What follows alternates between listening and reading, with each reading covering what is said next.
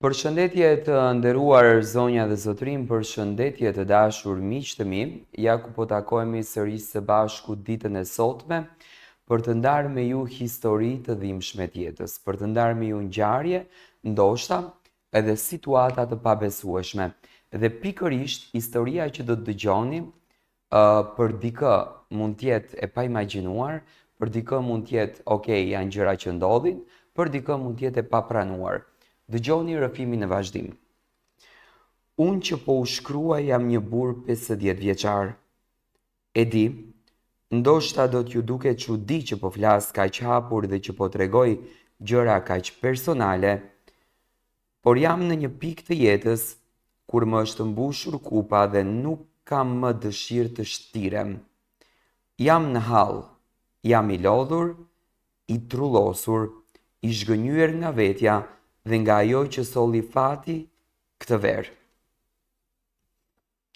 Jam i martuar, kam një vajzë 15 vjeçare, që është e vetmja gjë që më mban me këmbë në tokë. Gruaja ime është një grua e mirë, e ndershme, e shumë punëtore.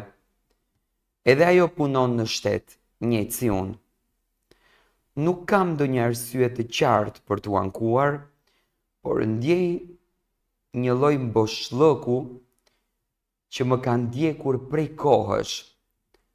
Nuk jam martuar shumë i ri dhe për çudi që kur u martova më janë shfaqur më shumë raste se sa kur isha beqar. Ironia e jetës apo ndëshkimi për njerëzit që provojnë lumturinë shumë rrallë. Gjithçka nisi këtë verë. Unë dhe 2 kolegët të ngushtë, shok të vërtet që kemi kaluar shumë bashkë kohë, vendosëm të shkonim me pushime së bashku. Për herë të parë, bashkë me gratë. Ishim lodhur nga përditshmëria, nga stresi, nga puna që nuk përfundonte kurrë. Dhe deshëm të bënim diçka më ndryshe. Gratë, megjithse jo shumë të lidhura me njëra tjetrën, pranuan me pak hezitim.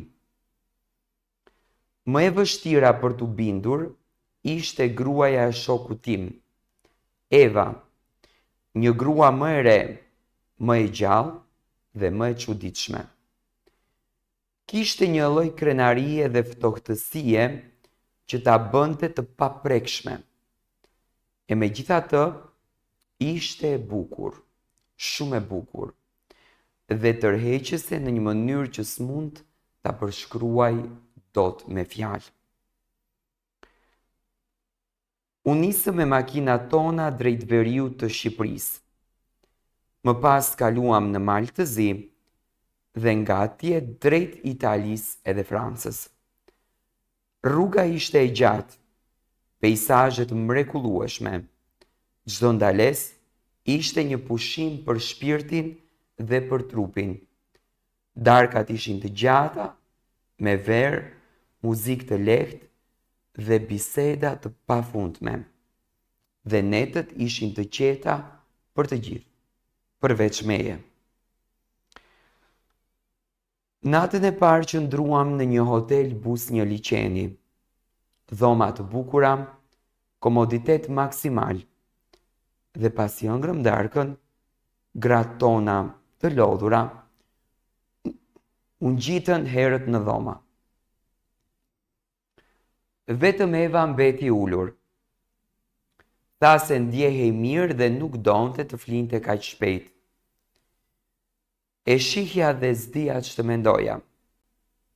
Ishte e veshur thjesht, por kishte një nurë, një lloj drite rreth saj që më hutonte krejtësisht. Kur u ktheva në dhomë, gruaja ime flinte thellë. Gërhiste lehtë dhe mezi merrte frym nga lodhja. U mundova të fle, por jo. Syt nuk më zinin. Zbrita poshtë për të pirë edhe një gotë verë. Dhe atje, Eva, ulur në fund të banakut, sa më pa, buzëqeshi me një ironi të ëmbël edhe më tha: "Nuk të zë gjumi?" Apo ke lënë ndonjë mendim pa përtypur? Ula pranë saj. Biseda nisi me shaka e përfundoi në sinqeritet të dhimbshëm. Ajo më fliste për burrin e saj që e zinte gjumin në tavolinë, për mungesën e pasionit dhe për boshllëkun shpirtëror. Unë e plotësoja me copëza nga vetja. Kishim shumë gjëra të përbashkëta. Ishim vetëm në një hotel luksos, të dehur pak e të lodhur shumë, dhe pastaj ajo puthje e befasishme, e zjarrt, e ndaluar. Të dy e dinim se po kalonim kufirin e gabimit, por as kush nga ne nuk ndaloi, as unë, as ajo. Nata kaloi me zjarit, rëfimeve, puthjeve dhe dëshirës së grumbulluar ndër vite e kur të jetuar. Dhe në fund, në një heshtje të rëndë, u ktheva në dhomë para agimit. Gruaja ime ishte akoma në gjumë. U shtriva pranë saj me një ndjesi faji që mund gjitë në çdo qelisë të trupit. Megjithatë, ndjeva një lehtësim të çuditshëm. Kisha përjetuar diçka që më kishte munguar prej kohësh. Ndoshta jo dashuri, por ndjesi, jetë. Në mëngjes gjithçka vazhdoi si normalisht. Eva sillej sikur s'kishte ndodhur asgjë, buzëqeshte, bënte shaka me të gjithë, ndërsa unë mezi qëndroja në këmbë. Zemra më rihte fort sa e shihja. Por ajo më dha një shenjë të vogël, një përkulje koke, një fjalë të lëshuar mes të tjerëve. Po sonte, si do takohemi, mendon ndonjë gjë gjatë ditës edhe më thuaj. Aty kuptova se ajo nuk ishte ndaluar, se për të, ky nuk ishte një çast i vetëm, por për mua gjithçka po bëhej më e rëndë. Ishte më shumë se një natë. Ishte fillimi i një rruge pa kthim. Netët që pasuan ishin të njëjta, takime të fshehta, momente pasioni, shkëmbime fjalësh që s'duhej të thuheshin, dhe gruaja ime ishte aty, por larg. E njëjtë, e besueshme, e paditur për dhimbjen që po i shkaktoja. E gjithë kjo më vriste, por s'mundesha të ndalesha.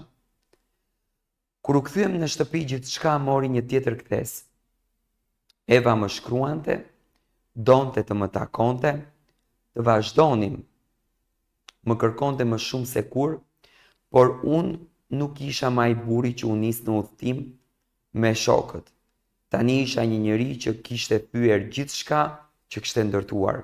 Më mbyste faj, më trondiste vetja, por më brente dërgjegja. Nuk e di çfarë të bëja. E dua vajzën time më shumë se çdo gjë. Gruaja ime nuk e meriton këtë, por edhe unë jam vetëm një njeri që kërkoi të ndihej i gjallë. Prandaj po shkruaj të çlirohem, të rrëfehem, të them se jeta nganjëherë të çon në rrugë që nuk i ke menduar kurrë. Dhe se një natë, një verë, një gotë verë dhe një grua me emrin Eva mund të ndryshoj gjithçka në jetë.